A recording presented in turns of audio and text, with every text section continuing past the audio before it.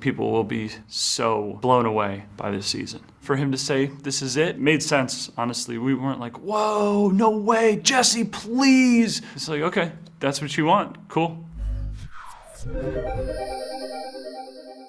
We find Greg and Tom together on the side of Logan. They are clearly aligned with him. I kind of feel like man number 3 on that side, even though that's probably not true. Tom is the most important member of that side. So Greg and Tom are feeling confident more than ever, I think. And Greg's following Tom's lead, which, you know, since he's sort of separated from Shiv, I think that those two guys are letting it rip, being disgusting together, hitting the town, and yeah, making out with girls. The pendulum is just swinging all the time in this season.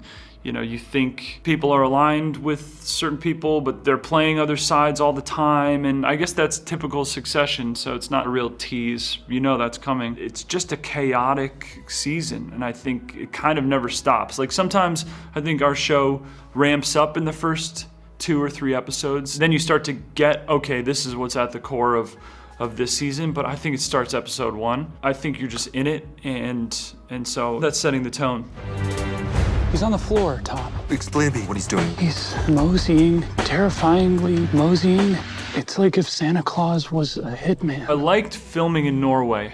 I can't say what happens in the episode, but that was my favorite place we filmed outside of New York. That's just the most beautiful place I've ever been, honestly. The first season going to England and filming in that castle for the wedding venue was pretty amazing. It was the first time we traveled. We were staying in this really kind of spa hotel. Our room smelled like chlorine.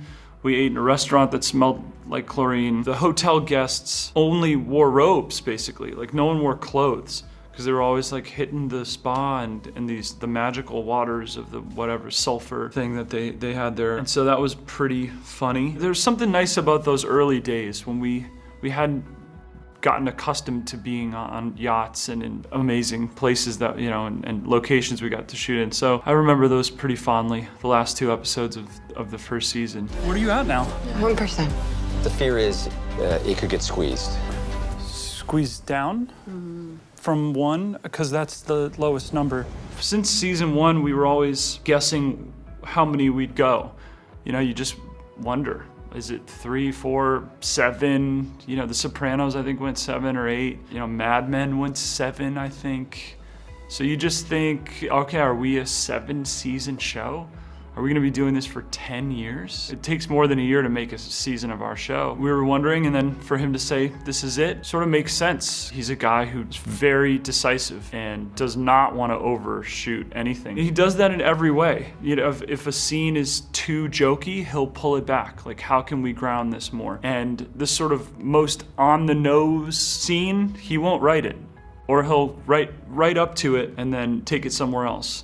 So he's not, you know, he's not a guy who wants to indulge in anything. So it made sense, honestly. We weren't like, whoa, no way, Jesse, please. It's like, okay, that's what you want, cool.